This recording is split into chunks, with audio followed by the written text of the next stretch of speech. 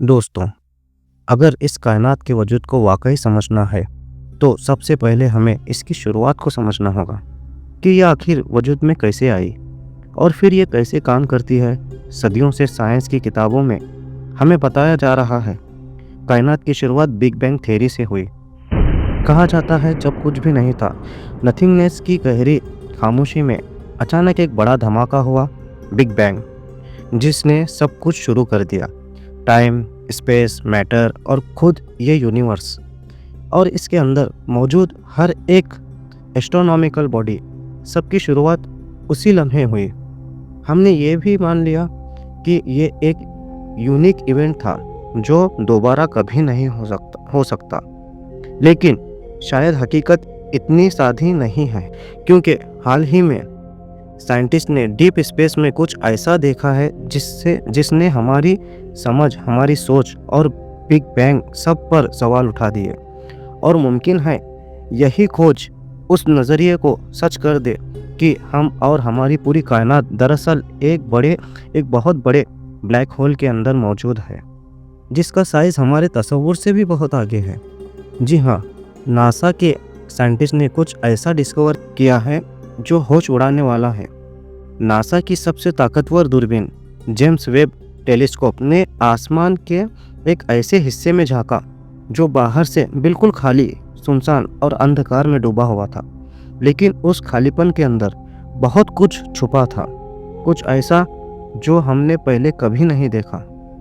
और नासा ने इसे नाम दिया इन्फिनिट गैलेक्सी।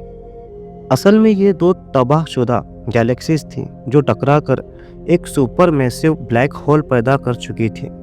और यही ब्लैक होल उन दोनों गैलेक्सीज को निगलते हुए, कॉस्मिक डस्ट को गूंथते हुए कुछ नया बना रहा था।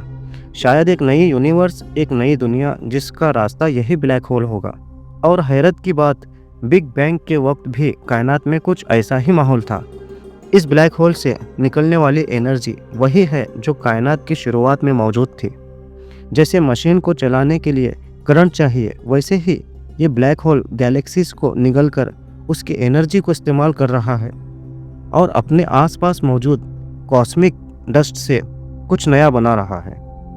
हम नहीं जानते वो क्या है, लेकिन साइंटिस्ट कहते हैं जो भी है ये इशारा है कि कायनात सिर्फ एक बार नहीं बल्कि कई बार शुरू हो सकती है।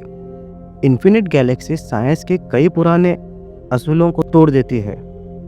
आप जानते हैं ज़्यादातर गैलेक्सीज स्फेरिकल शेप की होती हैं, जैसे हमारी मिल्की वे गैलेक्सी है, जिनमें बाजू होते हैं, बीच में ब्लैक होल होता है और ग्रेविटी का मुकम्मल सिस्टम होता है। लेकिन इन्फिनिट गैलेक्सी में ना कोई साफ सुथरा स्ट्रक्चर है, ना कोई मरकज़, बस बिखरी हुई रोशनी, सितारों का बिखरा हुआ फैला हुआ हुजूम, एक ऐसी दुनिया जिसकी मौजूदगी की कोई लॉजिक नहीं मिलती। हमने इसे इन्फिनिट गैलेक्सी का नाम तो दे दिया, लेकिन असल में ये ज़िंदगी के मुमकिन अलामात, बायो सिग्नेचर जाहिर कर रही है।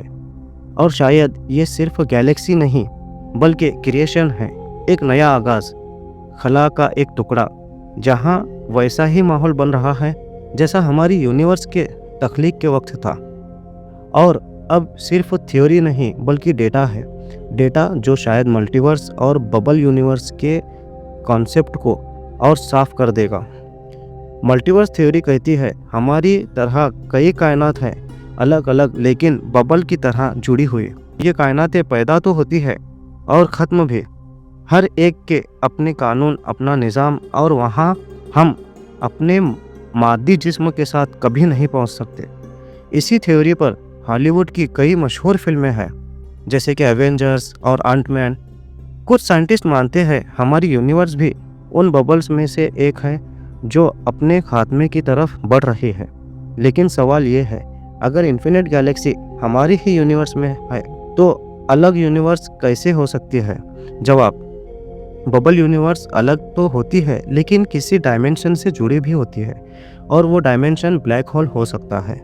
दूसरा पहलू, हमारी यूनिवर्स के अंदर भी एक ऐसे सीड पॉइंट हो सकते हैं जो नई यूनिवर्स का आगाज़ कर सके, और फिर वो अपने कानून, अपने वक्त और स्पेस के साथ हमारी यूनिवर्स से अलग वजूद में आ जाएं। कुछ साइंटिस्ट तो यहाँ तक कहते हैं शायद हम किसी ब्लैक होल के अंदर मौजूद यूनिवर्स में हैं, जो इतना बड़ा है कि हमारी पूरी यूनिवर्स को अपने अंदर समेटे हुए हैं। और अगर कभी हम इस ब्लैक होल को पार कर ले तो नई नई यूनिवर्स में दाखिल हो सकते हैं। लेकिन ये सब अभी सिर्फ थ्योरी है, और अगर सच हो तो हर नई कायनात हमारी कायनात के अंदर ब्लैक होल में छुपी हो सकती है। सोचिए, इन्फिनिट गैलेक्सी स्पेस के बहुत छोटे से हिस्से में मिली, लेकिन इतने बड़े सवाल उठा दिए। क्या कायनात दोबारा शुरू हो सकती है? क्या ये सिर्फ एक बार नहीं हुई? क्या क़यामत के बाद एक नई कायनात बनाई जाएगी और इंसानों का हिसाब किताब वहाँ होगा? इन सवालों का जवाब शायद हमें कभी ना मिले, क्योंकि जब इन्फिनिट गैलेक्सी की रोशनी हम तक पहुँची तब तक वहाँ बहुत वक्त गुजर चुका था। शायद वो यूनिवर्स बनकर ख़त्म भी हो चुकी हो, क्योंकि आप जानते हैं कायनात में सबसे तेज़ स्पीड ऑफ लाइट की होती है, जिसकी स्पीड 3 लाख किलोमीटर प्रति सेकंड होती है। लेकिन अरबों खरबों किलोमीटर के फासले इस स्पीड के लिए भी बहुत ज़्यादा है। यानी जितना टाइम लगाकर ये रोशनी हम तक पहुंची है, उतने में वहाँ का असल हाल बदल चुका होगा। लेकिन सच ये है, हादसाती तौर पर ही सही, हमने कुछ नया बनते हुए देख लिया है, और वो भी स्पेस के उस कोने में जिसके बारे में हमने अभी जानना शुरू ही किया था। टाइम, स्पेस, क्रिएशन, शायद ये सब उतना सादा नहीं जितना हम सोचते हैं। शायद ये सीधी लाइन नहीं, बल्कि ऐसा इल्म है जो हर बार हमें चकरा देता है और हमारी बेबसी का एहसास कराता है। और हाँ, ये मानना पड़ता है कि हम इस यूनिवर्स को पूरी तरह नहीं समझते। ये सोच डरावनी भी है और दिमाग हिला देने वाली भी। शायद इसी मिस्ट्री में इस कायनात की असल खूबसूरती है। लेटेस्ट साइंस कहती है नथिंगनेस यानी कुछ भी नहीं होना, बस हमारा भ्रम है।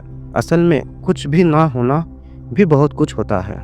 खला खाली नहीं है, यानी कि स्पेस खाली नहीं है, और ब्लैक होल के अंदर ऐसे हालात बन सकते हैं जहां नए कानून शुरू हो जाएं, जहां टाइम डिलेशन हो, वक्त रुकने लगे, जहां मादी चीज़ दाखिल ना हो सके, सिर्फ एनर्जी के रूप में दाखिल हो सके।